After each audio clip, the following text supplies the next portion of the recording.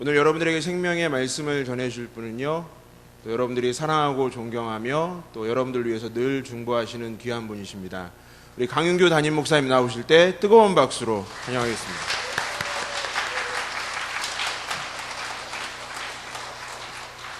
네, 반갑습니다. 우리 성경 한 절 보고 시작하겠습니다. 사무엘상 2장 26절 말씀인데, 아이 사무엘이 점점 자라매 여호와 사람들에게 은총을 더욱 받더라.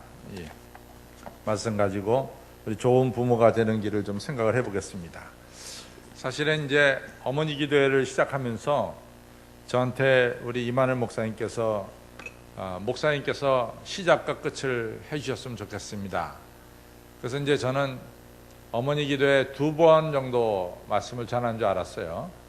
근데 도중에 친구 대회가 있어서 그날 말씀을 전해달라 해서 이게 마지막이구나. 그래가지고 상반기는 이제 2번 다 했으니까 아주 이제 그 맥을 놓고 있었다. 다시는 이제 이렇게 내가 어머니 기도회 말씀을 전한다는 것은 생각을 안 했었어요. 근데 느닷없이 6월 마지막 종강은 목사님이 하셔야 된다고 그래서 그 다음부터는 좀 스트레스가 걸리기 시작했습니다. 사실은요, 제가 가장 잘하는 것은 뭐 잘못하지만 그래도 잘하는 것은 설교고, 근데 이제 설교에서 조금 벗어나기 시작하면 좀 힘들기 시작해요. 왜냐하면 제가 전공이 아니기 때문에. 특별히 어머니 기도회 말씀을 전하는 것은 제가 이만을 목사님한테는 말씀드렸지만 설교 배 이상의 스트레스가 걸리는 게 어머니 기도회 맞습니다. 그러니까 2학기 때는 한 번만 꼭 해달라. 한 번도 안 했으면 좋겠지만은 또 담임 목사님이 안 하면 안 되니까, 그래서 한 번만 하게 해달라. 그래서 2학기 때는 제가 한 번만 하게 되는데 1학기 때는 같이 3번을 하게 됐습니다. 그런데 어머니 기도회 한 학기에 3번 한다는 게요, 그게 쉬운 게 아니에요. 말 잘하는 강사도 한 번밖에 안 해요. 우리 어머니 기도회 한 번밖에 안 부릅니다. 근데 저는 그냥 3번씩 하게 돼서 쉽지 않게 됐습니다.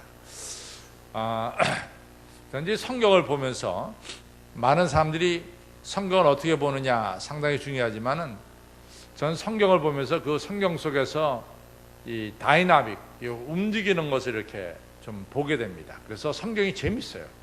성경을 밋밋하게 읽는 게 아니라 성경 안에서 인물들의 활동, 그리고 그 인물들의 그 관계 속에서 벌어지는 이런 어떤 이 움직이는 다이나믹스를 성경에서 보기 때문에 성경이 상당히 재밌습니다. 그래서 저는 성경 말씀을 여러분들에게 웬만하면 풀이할 때 제가 느끼고 있는 이 활동적인 모습을 좀 여러분들에게 전해주려고 애를 쓰는데 여러분들이 얼마나 잘 전해지는지는 모르겠어요. 특별히 이제 성경에 보면은 동시대에 살았던 사람, 같은 시대에 살았던 사람인데 미래가 전혀 다르게 전개되는 분들이 있어요. 그 중에 하나가 우리가 사울왕과 다윗입니다. 그래서 우리가 사무엘하 3장 1절에 보면은 이 사울의 집은 시간이 흐를수록 점점 약해지고 다윗의 집은 시간이 흐를수록 점점 더 강해지더라. 아주 단편적으로 그 시대에 사울의 집과 다윗의 집의 운명을 말씀해주고 있습니다. 근데 사울과 다윗의 이같이 동시대에 살았지만은 전혀 다른 결과가 나타난 것은 뭐냐? 사울은 처음에는 하나님을 경외했지만은 시간이 지나면 지날수록 그는 하나님보다는 세상 권력을 더 중요시 여겼습니다.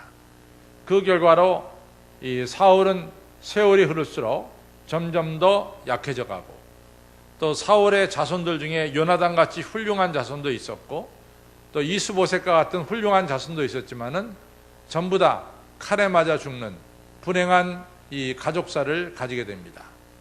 근데 상대적으로 우리가 다윗은 역시 하나님을 경외하는 믿음의 아들이었지만 다윗은 변함이 없었습니다. 그래서 다윗의 장점은 뭐냐? 다윗은 변함이 없는 사람이다. 한결같은 사람입니다.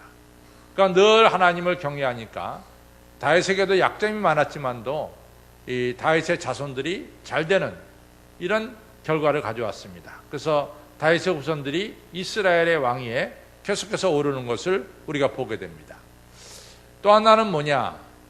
우리가 이제 나오미를 아시죠? 나오미의 남편이 엘리멜렉이고 나오미에게 이제 기룡과 말료이라고 하는 두 아들이 있었습니다. 그래서 모압 지방에 가서 며느리를 얻었는데 큰 며느리가 오르바고 둘째 며느리가 바로 우리가 잘 아는 룻입니다. 근데 여러분과 제가 이 오르바와 룻 같은 시대에 한 사람은 큰 며느리고 한 사람은 작은 며느리입니다. 그러나 운명은 전혀 달랐어요. 오르바는 룻기 이외에는 나타나질 않습니다. 그냥 처음에 오르바가 등장하고 그걸로 끝이 났어요. 그러나 룻이라는 여인은 계속해서 신약에까지 이같이 전달되어 오고 오늘 이 시대에도 룻이라는 여인은 우리에게 많은 것을 이같이 가르쳐주는 귀한 여인입니다. 오르바와 룻이 다른 게 뭐냐? 첫째는 오르바는 자기 친정 식구, 쉽게 자기 친정집으로 돌아갔어요. 반대로 룻이라는 여인은 고생문이 환한 시어머니를 따라서 베들레헴으로 갔습니다. 실제로 고생했어요. 가서 밭에 나가서 나다를 주워가지고 시어머니를 복양하면서 고생하면서 지냈습니다. 자기 동족이 아닌 이스라엘 민족 틈에 살면서 이같이 민족적인 차별도 좀 느끼며 그렇게 살았어요. 그러나 우리가 룻에게 있어서 장점 뭐냐? 우리 룻기 1장 16절에 나오는 귀한 말씀 있죠? 룻이 어머니에게 어머니의 백성이 나의 백성이 되고 어머니의 하나님이 나의 하나님이 됩니다. 어머니와 나 사이에 죽는 것 외에는 어느 누구도 갈라놓을 수가 없습니다. 뭐 이렇게 얘기를 해서 룻이란 모압 여자가 이스라엘 백성을 자기 백성으로 여겼고 또 하나님을 자기 하나님으로 여겨서 이 룻이란 여인은 이제 보아스와 결혼해서 오벳을 낳고 오벳은 이새를 낳고 이새는 다윗을 낳습니다. 그래서 이 룻이란 여인은 자손 중에 다윗 왕이 출생하고 자손 중에 예수 그리스도가 출생하는 아주 훌륭한 가문의 한 여인이 됐습니다. 똑같은 동시대 여인이지만 오르바와 룻은 그 미래가 너무나 달랐죠. 또 하나 우리가 들자면 예수님 곁에 선 두 사람의 강도입니다. 예수님이 가운데 있고 오른편 왼편에 똑같이 사람을 죽이고 도둑질한 강도가 두 명이 섰어요. 우리가 잘 아는 대로 둘 중에 하나는 예수님과 함께 낙원에 이르게 됐고 또 다른 이는 그의 죄 때문에 영원한 형벌을 받게 되는 결과가 낳게 됐습니다. 동시대의 사람들, 다윗과 사울, 또 오르바와 룻, 그리고 예수님 옆에 섰던 이 강도 둘, 다 동시대의 사람입니다. 그러나 미래는 전혀 다르게 전개가 됐다는 사실입니다. 오늘 여러분과 제가 다 동시대에 살고 있어요. 근데 우리가 이제 어떻게 사느냐에 따라서 우리의 미래와 우리 자손의 미래는 달라진다는 것을 이 세 가지 비유를 통해서 볼 수가 있습니다. 전혀 똑같지 않습니다. 틀림없이 우리의 미래는 달라진다고 하는 사실을 꼭 기억하시기를 바랍니다. 글쎄 여러분들 그런 걸 느낄는지 모르지만은 이제 제가 이제 거의 동기동창 모임에 안 나가는데 한 번은 제가 학교 다닐 때 친했던 친구의 어머니가 세상을 떠나셨어요. 그래서 제가 그 장례식에 가야 될 것 같아서 그 장례식에 한번 갔습니다. 갔더니 그 당시 제 동기들, 고등학교 때 같이 다녔던 친구들이 잔뜩 모였어요. 잔뜩 모여가지고 둘러앉았는데 사실은 그 친구들이 처음에는 저를 못 알아봤고 저도 그 친구들을 못 알아봤습니다.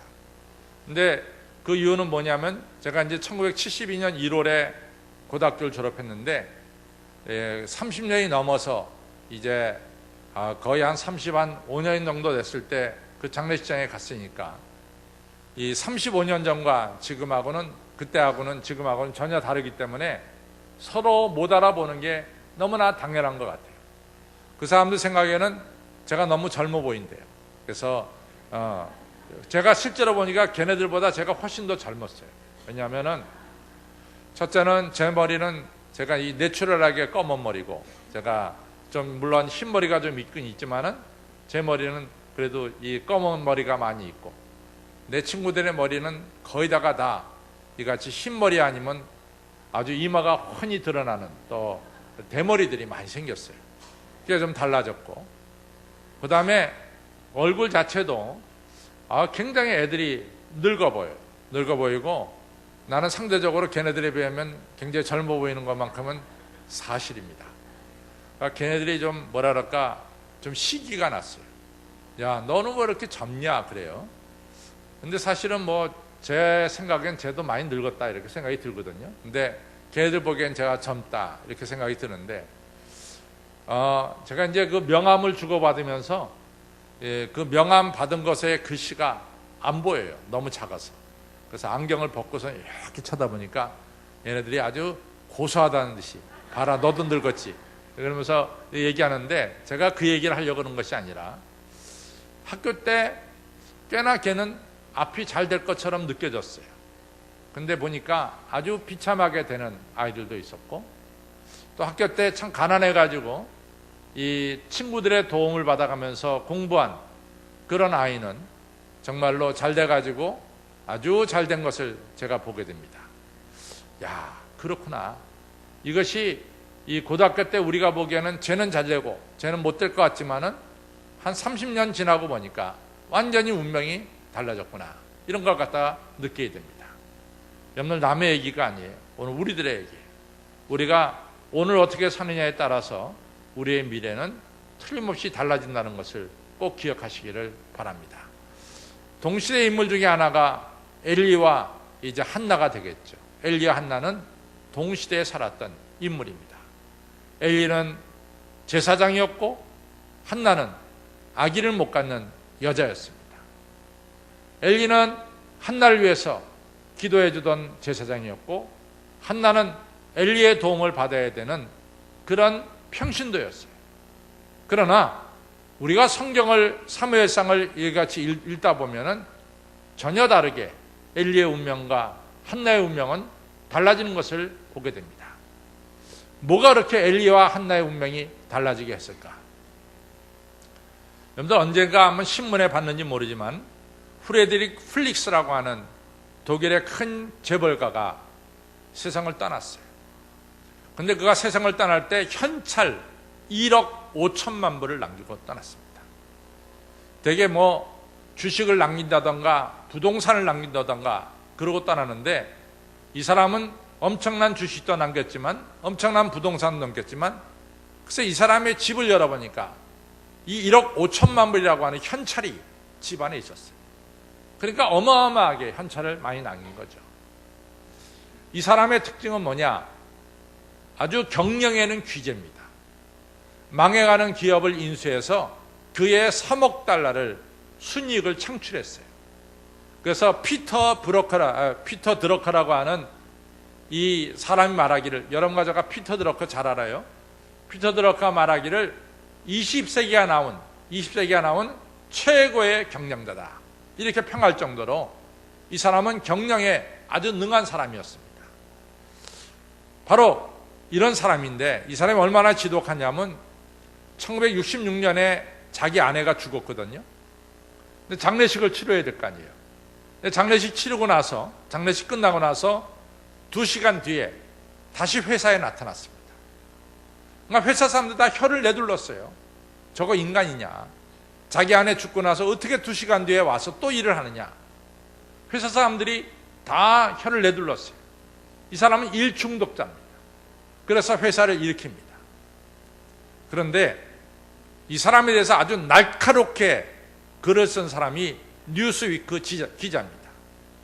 뉴스위크 기자는 말하기를, 이 사람은 사업은 성공했을지 모르지만 가정에는 실패한 인간이다, 이렇게 딱 썼어요. 여러분, 이 사람은 성공한 사람일까요? 실패한 사람일까요? 실패한 사람입니다.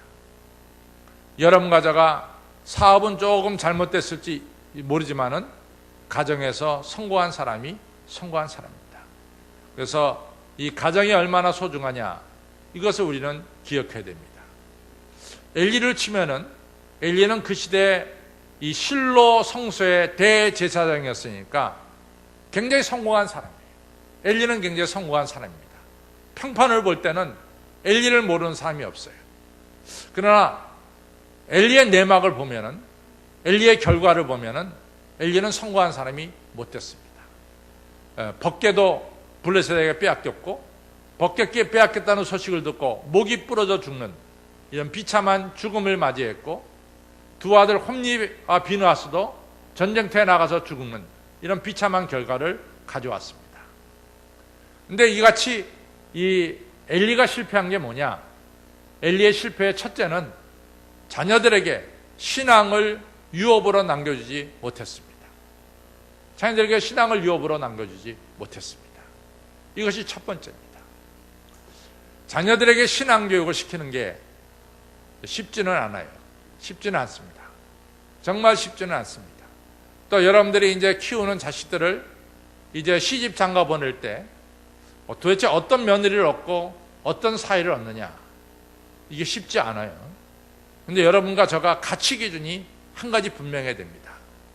적어도 우리 이 아들의 부인은 예수님을 믿는 사람이 돼야 되겠다. 또 내 딸의 남편이 될 사람은 예수를 믿는 사람이 돼야 되겠다. 이것만큼은 내가 양보할 수 없다. 뭐 이런 하나의 결단이 여러분과 어머니 기도회 하시는 여러분과 저에게 있어야 되지 않을까, 이런 생각을 갖습니다. 실제로요, 이게 애들이 커가지고 뭐 이제 여자친구를 사귀고, 애들이 커가지고 이거 남자친구를 사귀면서 이제 넘어서 들려오는 소식에 의하면은 그 남자애가 굉장히 잘났지만은 예수님을 안 믿는다. 그럴 때 부모가 어떻게 되느냐? 그건 절대로 안 된다 그래야 돼요. 남자애가 학벌은 별로 시원치 않지만은 예수님 잘 믿는다. 그때는 두말할 것도 없이 여러분들은 예스 할 수 있는 이런 단단한 각오를 가져야 됩니다. 왜냐? 우리의 미래를 책임져 주시는 분은 하나님이시기 때문에 그렇습니다. 그걸 여러분과 제가 확신을 해야 돼요.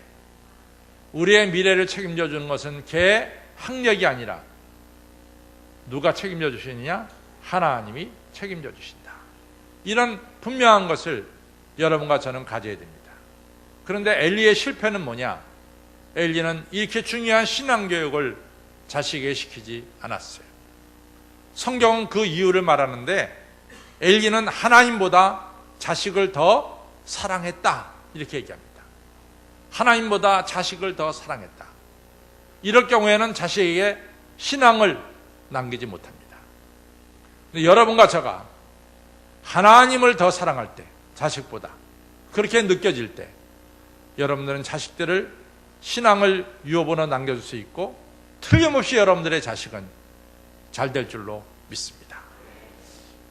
제가 언젠가도 한번 그런 얘기 했잖아요.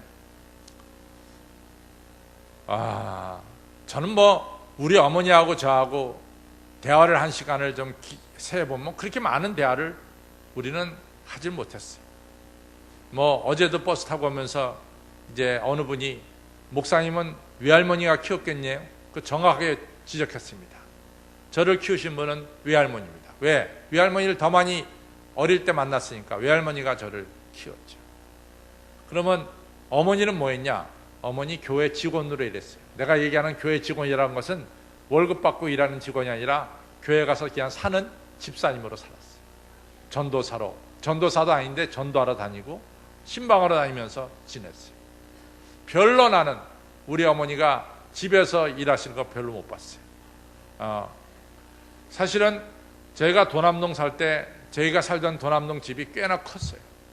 저희 집이 일본 사람이 살던 적산가옥을, 꼭 적산가옥은 아닌 것 같은데, 뭐 일본 사람이 하던 일식집에 저희들이 살았는데, 글쎄 공교롭게도 저희 반에서 저희 집이 제일 컸어요.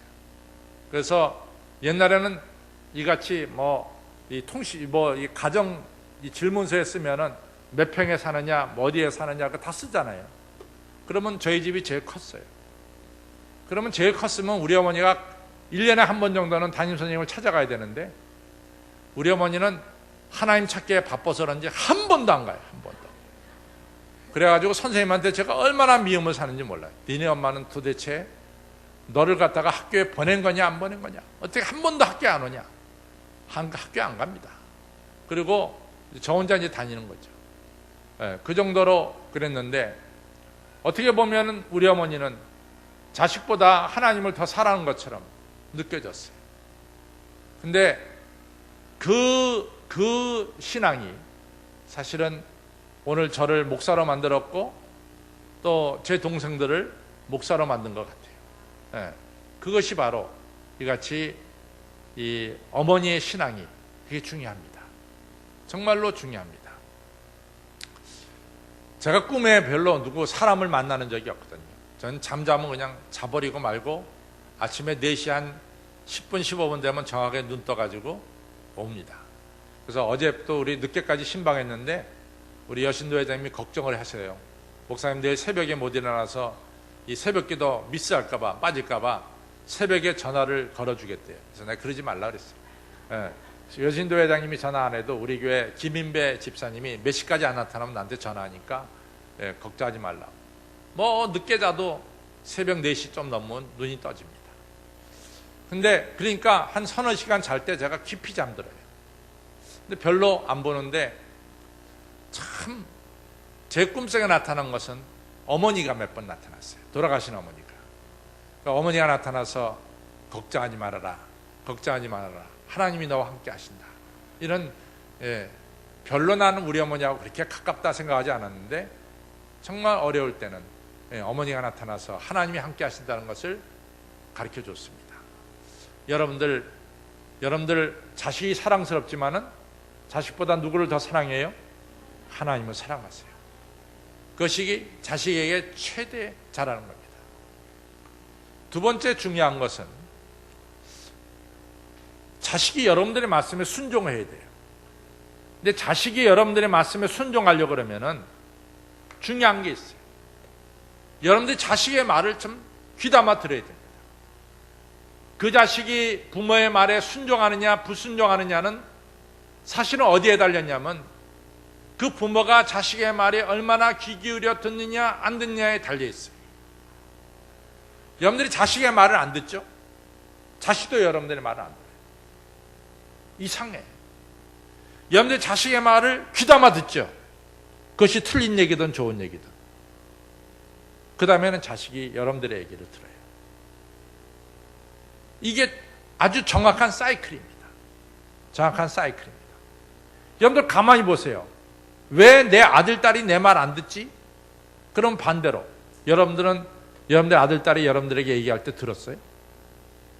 들었냐 말이에요. 진지하게. 안 들었다고요. 그러니까 원인은 어디에 있었느냐? 나한테 먼저 있었어요. 내가 내 자식들의 이야기를 귀담아 듣지 않으니까 자식들도 부모의 얘기를 귀담아 듣지 않았습니다. 토마스 레인이라는 사람이 돌아오지 않는 아들에 대해서 글을 썼어요. 이 아들이 가출을 했습니다. 아버지가요, 정말 수소문 끝에 아들을 찾아냈어요. 아들한테 찾아가서 집에 다시 돌아와라 이렇게 얘기를 했어요. 근데 이제 그 순간 이 아들이 돌아오진 않죠. 그래서 아버지가 기다려줍니다. 크리스마스 때도 선물 보내고 부활절 때도 선물 보내고 아들 생길 때도 선물 보내고 어떻게 해서 아들이 다시 집으로 돌아올 수 있게끔 그렇게 아버지가 노력을 했어요. 근데 아들이 부담스러웠던지 아버지한테 편지를 보냅니다. 아버지가 부활절 때, 크리스마스 때, 제 생일 때 선물 보내주신 거 너무나 감사합니다. 아버지가 저에게 집에 돌아오는 말씀도 제가 잘 듣고 있습니다.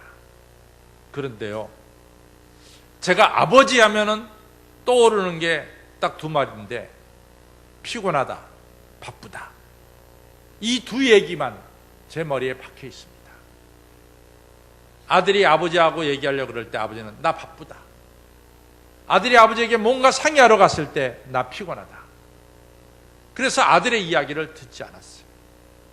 아버지 하면 딱 두 가지밖에 저는 생각이 안 납니다. 바쁘다, 피곤하다. 그래서 저는 아버지에게로 안 갑니다. 저가 돌아오리라고 생각하지 마십시오. 이렇게 그것이 돌아오지 않는 아들이라는 책에 쓴 내용입니다. 여러분, 바쁘시더라도 자녀들의 이야기를 좀 들어보세요. 좀 들을 때 자녀들이 여러분들의 이야기를 듣습니다. 엘리의 실패는 엘리 아들들이 엘리의 말 안 들었거든요. 불순종했거든요. 너 성전에서 절대로 재물 갖다 훔쳐먹지 말고, 성전에서 여성들과 건들지 말고. 근데 말 안 들었어요. 그 왜 말 안 들었느냐? 엘리가 아들들의 말을 안 들었기 때문에 아들들도 엘리의 말을 안 들은 거예요. 그래서 먼저 여러분과 저는 자식들의 이야기를 잘 들으시기를 바랍니다. 세 번째로 엘리의 실패는, 자식이 잘못했을 때는 징계를 내려야 돼요. 초달을 가야 돼요. 징계를 내려야 돼요. 그 어머니 기도회니까 우리 어머니 이야기를 좀 해야죠. 우리 어머니가 뭐 학교에서 제가 성적을 뭘 받아오든 별로, 그에 대해서는 별로 저한테 야단친 적이 없어요. 뭘 받아오든 별로 야단친 적이 없어요. 근데 이제 제가 주일학교 다닐 때 한번 주일 예배를 친구들하고 놀러 가면서 빠졌어요. 저는 그날을 지금도 기억합니다.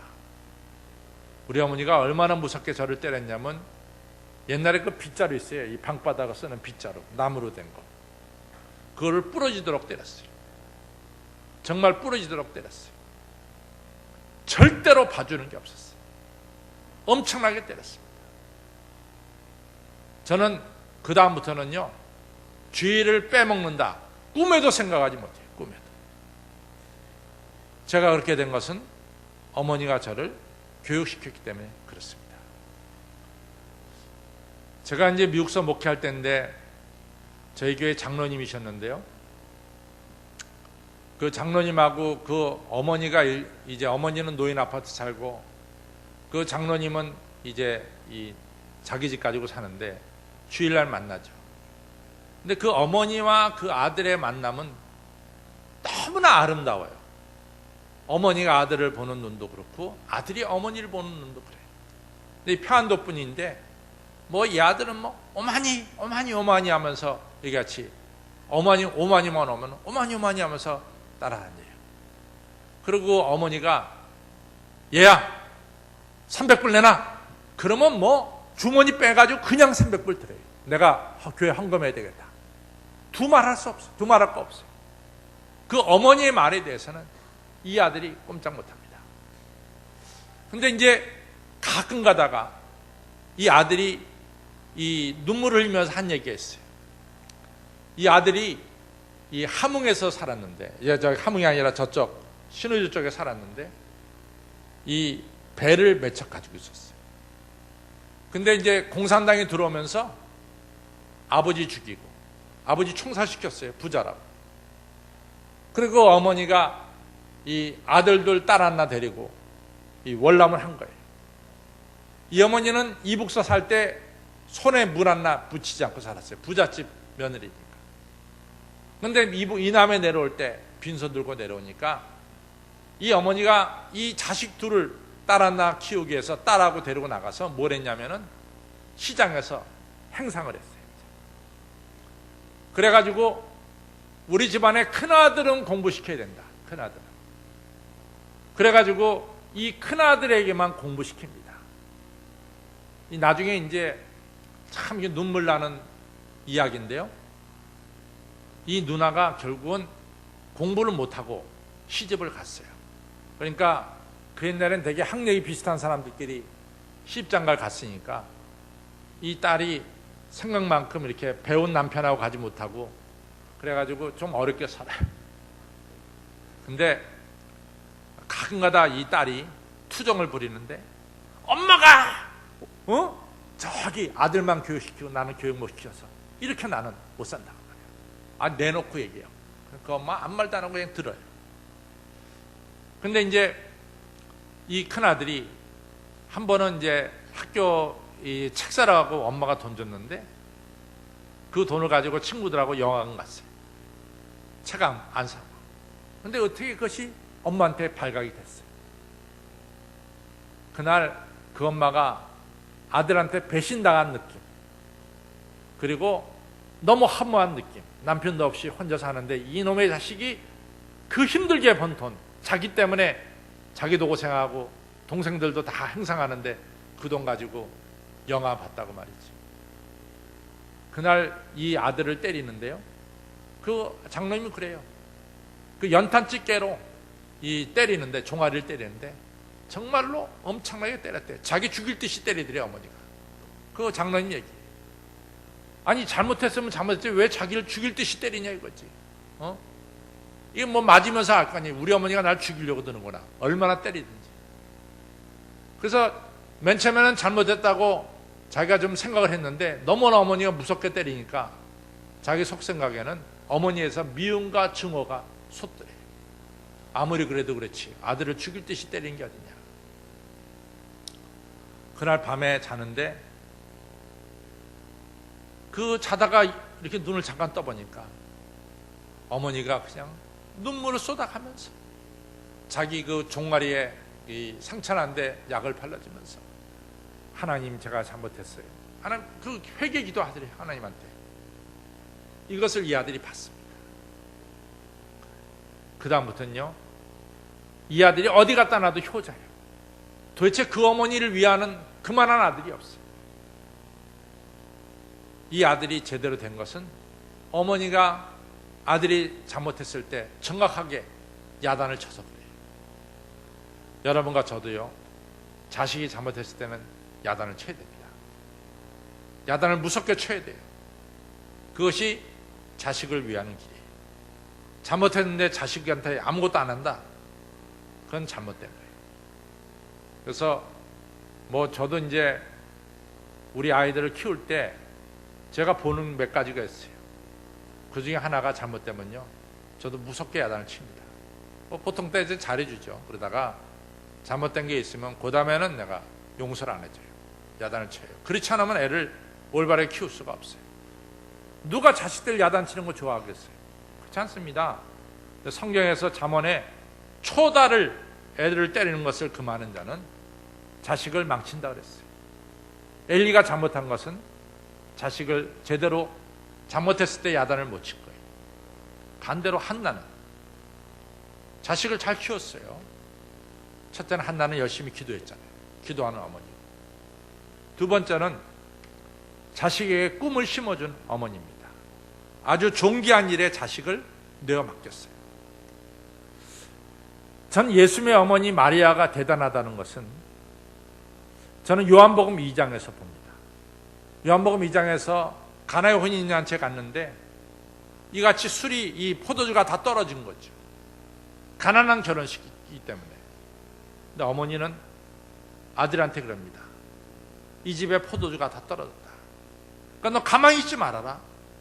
이 집에 어려운 것을 너는 가만히 보지 말아라. 그러니까 예수님이 하신 말씀이 뭐냐면 아직 내 때가 안 이뤘는데요. 예수님 어머니는 그 말 듣고도 아무 대답 안 하고 그냥 나가버렸어요.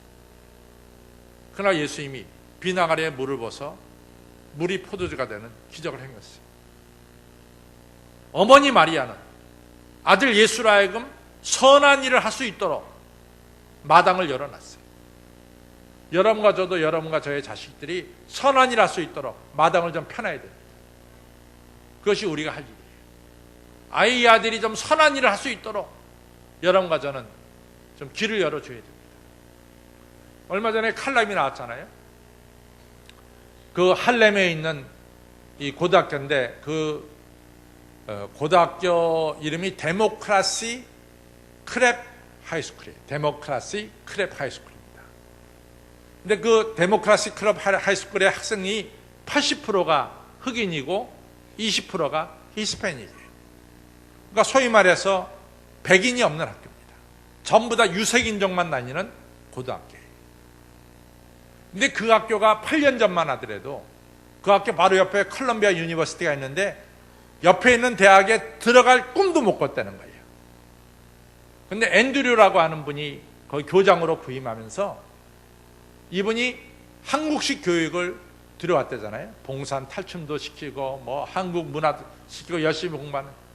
근데 우리는 자꾸만 그것 때문에 그 학교가 잘 된 것처럼 생각하는데 거기에 핵심은 뭐냐면은 앤드류라고 하는 이 교장 선생님이 학교에 임해서 애들한테 그랬대잖아요.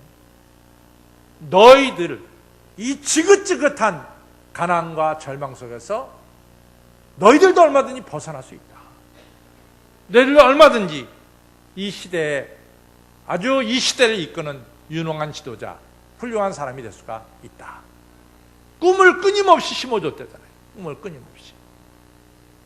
꿈을 심어주니까 이 아이들이 공부하기 시작했다는 거예요. 공부하기 시작했다는 거예요. 그래서 그 학교의 80%가 고등학교를 졸업하는 80%가 소위 말하는 이 아이비 리그의 대학에 들어가는 이런 역사가 일어났다 그러잖아요.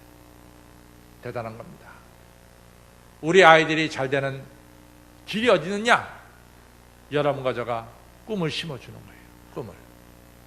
제가 언젠가도 얘기했잖아요. 그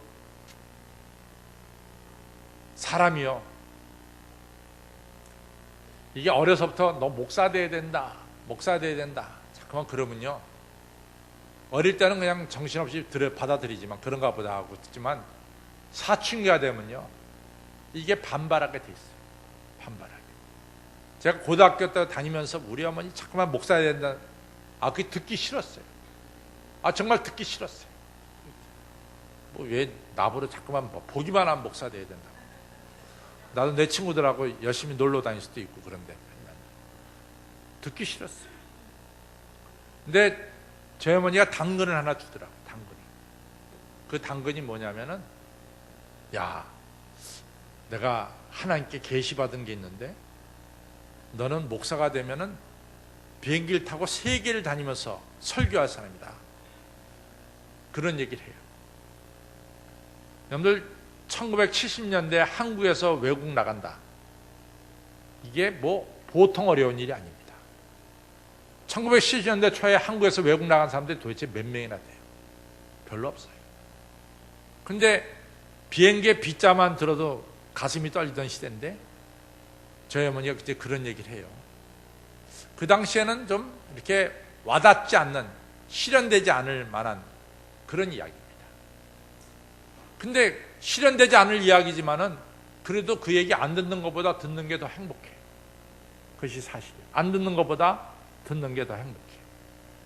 그리고 저도 지혜가 있어서 절대로 그런 얘기하면은 내 친구들한테 그런 얘기 안 합니다. 자랑 안 합니다. 야, 정신 나간 놈. 이렇게 얘기할 것 같아서 얘기 안 해요. 근데 혼자서 마음속에 가지고 있죠. 그러나 제 마음속에 뭘 있느냐? 우리 어머니가 말씀하신 게 이루어질 수도 있다. 이런 가능성을 품고 있습니다. 여러분도 그래요. 여러분들 자식들한테 끊임없이 하늘의 비전을 이야기하십시오. 걔들이요, 우리 어머니 또 헛소리 한다. 아니요. 그렇게 말해도 애들 머릿속에는 뭡니까? 그 가능성을 가지고 있는 거예요. 그래서 한나의 특징은 바로 이 사무엘에게 하나님의 영광을 위해서 들어 쓰임받는 자식이 될 것이라는 것을 이야기했습니다. 그리고 한나는 자식을 하나님께 맡겼죠. 그래서 한나의 후손들은 정말 이 사무엘과 같이 너무나 한 역사를 빛낸 귀한 후손이 됐습니다. 훌륭한 부모가 됐죠. 잘못된 자식을 잘못 키우는 부부와 자식을 잘 키우는 부모 명확하게 드러납니다. 신앙교육을 제대로 못 시킨 엘리 실패했습니다. 자식의 말을 듣지 않는 엘리 실패했습니다. 자식의 잘못을 보고도 고치지 않은 엘리 자식 교육에 실패했습니다. 그러나 이같이 자식의 신앙을 유업으로 남긴 한나 성공했어요. 자식의 꿈을 심어준 한나 성공했습니다. 자식을 하나님 손에 맡긴 한나, 훌륭한 사무엘이 이같이 자라나게 됐습니다. 저는 사실은 제가 꿈이 있다면요, 저도 뭐 물리적으로 말하면 한 10년 뒤면은 제가 목회를 더 하고 싶어도 목회 더 못해요. 정년 퇴임이 됩니다. 제가 꿈이 있다면 우리 한신교회에 자라나는 우리 아이들이 정말 훌륭한 인물들이 되는 것이 꿈이에요. 왜 우리 교회에서 자라는 애들이 유엔 사무총장이 되지 못하는 법이 어디 있고, 우리 교회에서 자라나는 아이들이 말이지 이 나라의 대통령이 되지 못하는 법이 어디 있고, 우리나라에서 자라는 우리 교회에서 자라는 아이들이 왜 노벨상 받지 못할 그 이유가 어디 있어요? 저는 그렇지 않습니다. 얼마든지 여러분들의 자녀들이 훌륭한 인물이 될 수 있다라고 저는 믿습니다. 그래서 그것을 볼 날을 제가 기다리고 있어요. 아무쪼록 훌륭한 부모가 되셔서 여러분들의 자녀들이 다 하나님께 영광 돌리는 귀한 자녀들이 되기를 주님의 이름으로 축원합니다. 잠깐 기도하죠. 아버지 하나님이여, 저희 교회 어머니 기도회를 할 수 있도록 세워주셔서 한나처럼 자식을 위해 기도하는 어머니가 되게 해주심을 감사를 드립니다. 우리가 자식이 사랑스럽지만 자식보다 하나님을 더 사랑하는 저희들이 되게 해주셔서 우리 자식들이 꼭 하나님 아버지를 잘 섬기는 믿음의 자녀들이 되게 하여 주시옵소서. 아버지 하나님이여, 우리들이 자녀들에게 세상적인 이 물질적인 이러한 것을 꿈으로 심어주는 것이 아니라 보다 더 존귀하게 쓰임받는 아버지 귀한 이상을 자녀들에게 꿈으로 심어줄 수 있는 우리 부모들이 될 수 있도록 먼저 우리 부모들에게 고귀한 꿈과 이상을 주여 허락하여 주시옵소서. 우리 자녀들을 키울 때 내 힘으로만 키우려고 들지 않도록 막아주시고, 내 자녀를 선물로 주신 하나님의 능력으로 내 자녀를 키우는 믿음의 부모가 돼서 언제든지 자녀를 하나님께 내어 맡길 수 있는 믿음의 부모들이 다들 되게 하여 주셔서 여기에 앉아있는 어머니들의 자식들이 이 땅과 세계에 사무엘처럼 다윗처럼 존귀하게 쓰임받는 귀한 자녀들이 많이 생겨날 수 있도록 주 하나님 축복하여 주시옵소서. 감사하며 예수님 이름으로 간절히 기도를 싸움나이다. 아멘.